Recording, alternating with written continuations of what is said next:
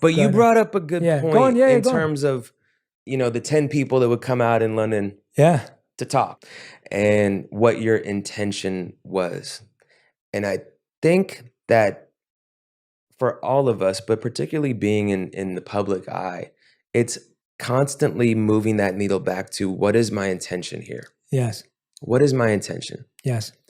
And if you're in the studio I'm in the studio and I'm creating a record, if I'm going into it like, this is the one that's going to be on the radio, that song sucks. Yes. That Thank you. song is horrible. Yes. Thank you. No one wants to hear that. And the public is smarter than we give the public credit for. They can tell when an artist doesn't know another artist and they just made a song because the labels were like, you know what, 1 + 1 = 3. No, it doesn't. Real art is felt. Yes. Authentic people. Yeah. That's what's contagious, Yeah. is when people can actually feel and hear that authenticity. You can't manufacture that.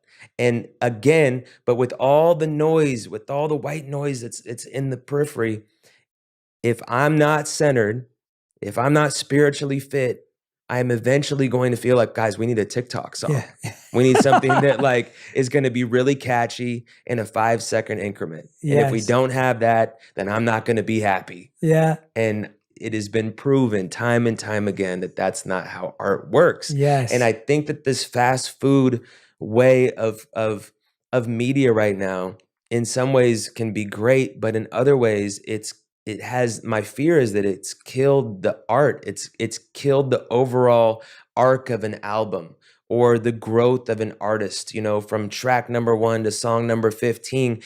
I've realized in this album cycle that I'm like in the beginning stages of putting out, we don't take in media like that anymore. Mm-hmm. Like the album is almost obsolete. And I don't ever want to get to a place of creating out of necessity to appease an algorithm or a structure that I don't believe in. Yeah. I don't believe in it. Now, that's not to say I'm not going to play the game with what I've created. Yeah. But I don't want to create and then go play the game. That is brilliant. I love that. If the intention in the Vedas, which is the system that I studied as a monk, or the Vedic tradition, it said that there's 4 motivators or 4 intentions. So we're talking about intention. So the lowest form of intention is fear or insecurity. We do something out of fear. So it's like, I'm not relevant anymore. Right. Let's make something that makes me feel relevant. Yes. Right? That's fear. That's not from a place of art. So you make something from a place of fear. It might do well. It might blow up, but you won't feel satisfied because you know that you were just scared and now you're scared to do it again. Yes. So when you create a fear, it just creates more fear for new creativity because you don't know how you got there. Higher up from that is to have the intention of what you were saying. You have a target or a goal, but you just plucked it out the air. I want that number 1. I want to build $1 billion company. And now it's just about this goal because the goal makes you feel good. You don't actually feel good about what you're making, but you like the idea of it might become a number 1, whatever, Billboard or whatever it may be. And so that's a goal or target. Higher than that intention is you're doing something because it feels true to you. And then higher than that is you're making something out of service or to improve people's lives or to impact people. So when you look at those 4 intentions, what I'm hearing is, you're like, I want to try and make things in those top 2 intentions. Yes. And that way I'll be fulfilled. And like you said, we can play the game with those things too. We'll still figure out a way to make those things relevant and important. But we know that the art is sacred. The art wasn't sold out. And I think that's what I vibe with too. Like I can totally get behind that because I always connect back to why I started and what connected. And I love the joy of making something sacred go viral. I get so much of a kick out of that rather than making something sell out go viral because it would go viral anyway. Yeah. That's great, dude. Like, oh, you're inspiring this. This is great. Well, I mean, you think about whenever I'm in the studio, you're trying to get to those top 2. And it's almost an exercise when I'm in front of the page to work through those bottom 2 layers. Because they're there. They're not always there, but they can pop up. You know that, like, can you do it again? And then you said it like, okay, now you did it. You're still not fulfilled. Can you hold on to it? And you watch people their entire careers trying to hold on to that relevancy. Yeah. And it's just this game of like, come on, can we hold on to this thing that's like, you know, so we can be put in this echelon and keep working and keep going and never take more than 14 months off of an album cycle. We got to keep going. What award show are we showing? It's exhausting.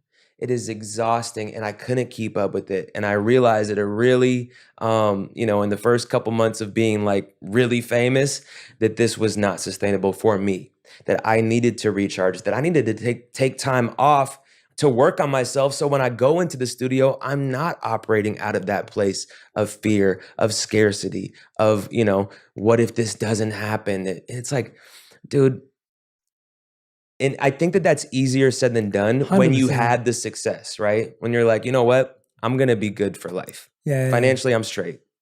Just be honest. I'm going to be okay. But when you're really, I'm trying to feed my family, and I've been there too, I'm trying to, make sure that I don't overdraft, that I can pay this month's rent with my 6 people I'm living with. And, I need to get this show. So there's a privilege in being able to like, be like, okay, well, like now I'm just working on the spiritual side of myself. And there's an actual real side of it, in terms of the physical world of I need to eat. Yeah. I need to be able to pay for this roof over my head. Yeah. But that's a great point. But still, I'm almost writing in that space to get out the cobwebs of those first two layers and get to a place of, you know what, bare minimum, this does nothing. At least we had a great time in the studio. Mm-hmm. At least I found out some truth about myself. At least this was an exercise where I got better at my craft and I enjoyed being creative, and I got together with community, whoever was in the studio, and we made something that will be around forever. Mm-hmm. Regardless of if it's viral or if it's a #1 or top 100, it doesn't matter. Mm-hmm. We made something with pure intention. And the people that heard it were the people that were supposed to. Mm-hmm. And everything else is outside of my control. And if you're a creative, then you just keep going. Yeah. You just keep going. And I was listening to some old music that I had written in 2004 or 5 or something the other day. And there's this Dennis Hopper sample, and he's talking about, if you're an artist, if you are really, truly an artist, your art is like breathing. You have no choice but to create. That is the exercise. And I want to be that person. I am that person. I don't have to try to be that person. I am an artist. And for those of us that are, there is no choice. The success is a bonus. But at the end of the day, if I wasn't doing this for a living, sure, I might have a different 9 to 5.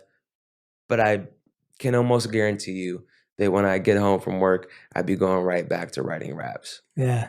And that's what it is. It's that love. It's that dedication. And I love the clarity you gave, though, of when you're on the come up versus when you've created a platform, because I agree with you that sometimes fear and the goal of survival are actually what gets you started and gets you going and gets you your first breakthrough. Yep. It's just once you've had that, please upgrade. Yep. Right? Because if you don't upgrade at that point, you're still driving in gear 2. Yep. And it's like, but no, you were meant to get to gear 5 by now, and you're still going at gear 2.